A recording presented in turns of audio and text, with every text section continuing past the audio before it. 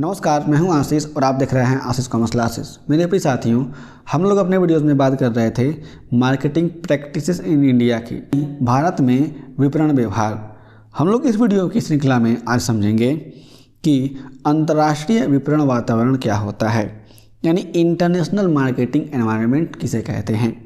हम लोगों ने इसके पहले के वीडियोज़ में समझा हुआ है कि इंटरनेशनल मार्केटिंग क्या होता है। तो यदि आप लोग उस वीडियो को देख लें तो आप सभी को यह बात भी सही तरीके से समझ में आ जाएगी कि अंतर्राष्ट्रीय विपणन वातावरण क्या होता है। क्योंकि हम लोग इसमें वातावरण की बात करेंगे तो अंतर्राष्ट्रीय विपणन की जो भी वातावरण है उसकी ही बात करेंगे। इसमें हम लोग सबसे पहले समझेंगे कि अंतर्राष्ट्रीय विपणन वातावरण का अर्थ क्या होता है, फिर समझेंगे इसके घटकों को। यह वीडियो बहुत ही छोटा है लेकिन इम्पॉर्टेंट है। जब बात करेंगे अंतर्राष्ट्रीय विपणन वातावरण की तो हम लोग समझेंगे तो कहा गया है कि अंतर्राष्ट्रीय विपणन वातावरण से आशय विपणन की उन सभी परिस्थितियों एवं कारकों से है जो किसी कंपनी को वैश्विक स्तर तक व्यापार करने को प्रेरित करते हैं। यानी किसी भी कंपनी के द्वारा जो भी मार्केटिंग एक्टिविटीज़ की जाती है, ठीक है, उस मार्केटिंग एक्टिविटीज से संबंधित उसके आसपास की जितनी भी परिस्थितियां हैं वे सारी की सारी परिस्थितियां विपणन संबंधी वातावरण में आती हैं, इंटरनेशनल मार्केटिंग संबंधी एनवायरनमेंट में आती हैं। अब इसमें ये सारी की सारी परिस्थितियां क्या करती हैं, किसी भी कंपनी को वैश्विक स्तर तक, वैश्विक स्तर पर अपने प्रोडक्ट की सप्लाई करने और अपने प्रोडक्ट के प्रमोशन के लिए और अपने प्रोडक्ट की मार्केटिंग के लिए क्या करती हैं, इनकरेज करती हैं। और यहाँ से इन्हीं सारी की सारी परिस्थितियों से प्रभावित होकर के कोई भी बिजनेसमैन अपने जो भी उसके रेस्पेक्टिव इंटरनेशनल मार्केटिंग फंक्शंस हैं उनको करता है। अब बात करते हैं आगे, तो कहा गया है कि अंतर्राष्ट्रीय विपणन वातावरण के घटक यानी components of international marketing environment. मैं आप सभी को पहले बता देता हूं, जो हम लोग आगे पढ़ेंगे इंटरनेशनल मार्केटिंग, तो इंटरनेशनल मार्केटिंग में हम लोग इन तमाम तरह की बातों को फिर से पढ़ने वाले हैं। यह हमारे इस बुक का, इस सब्जेक्ट का एक पार्ट है, तो हम लोग यहाँ पर शॉर्ट में इसको समझ लेते हैं। इसमें हम लोग जब घटकों की बात करेंगे तो दो प्रकार के घटक इसमें आ जाते हैं।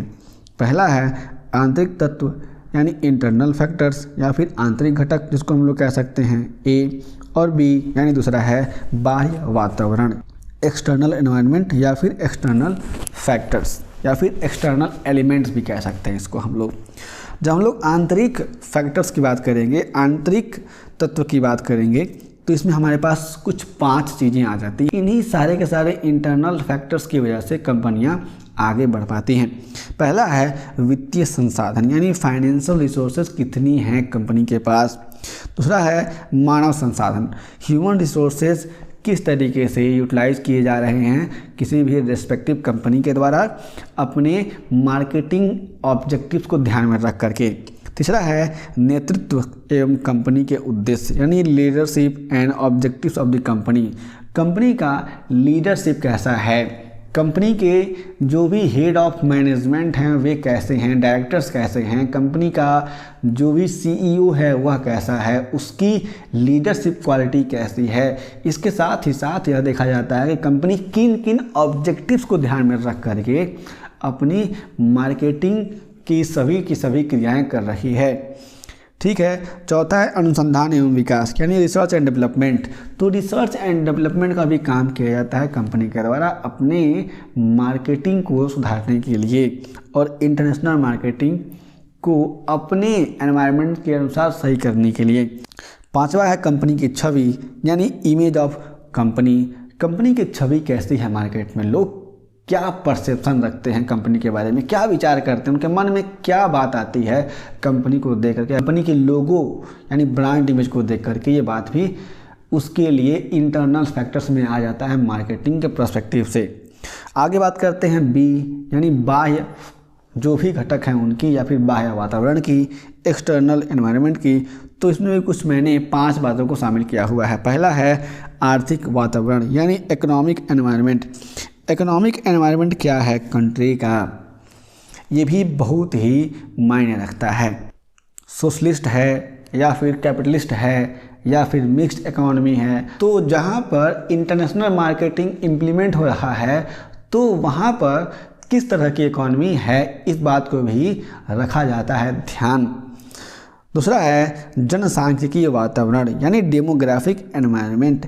किस तरह का एनवायरनमेंट है डेमोग्राफिक एनवायरनमेंट, जहाँ पर इंटरनेशनल मार्केटिंग किया जा रहा है, किस तरह के लोग रहते हैं, कितनी जनसंख्या है लोगों की, कितनी जनसंख्या पुरुषों की है, कितनी जनसंख्या महिलाओं की है, ये सारी की सारी बातें ध्यान में रखी जाती हैं कंपनी के द्वारा।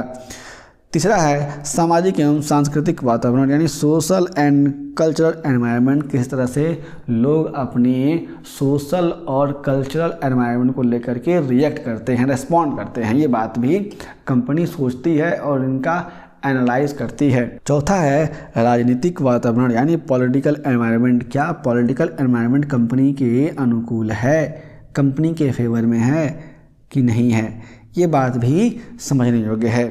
पांचवा है वैधानिक वातावरण यानी लीगल एनवायरनमेंट।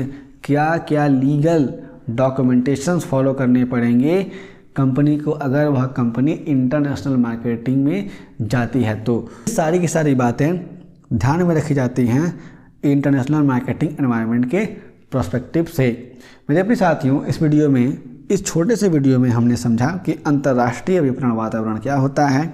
इसमें हमने इसके अर्थ को, परिभाषा को, इसके फैक्टर्स को समझ लिया। हम लोग फिर से मिलेंगे एक नए वीडियो के साथ, तब तक के लिए जय हिंद।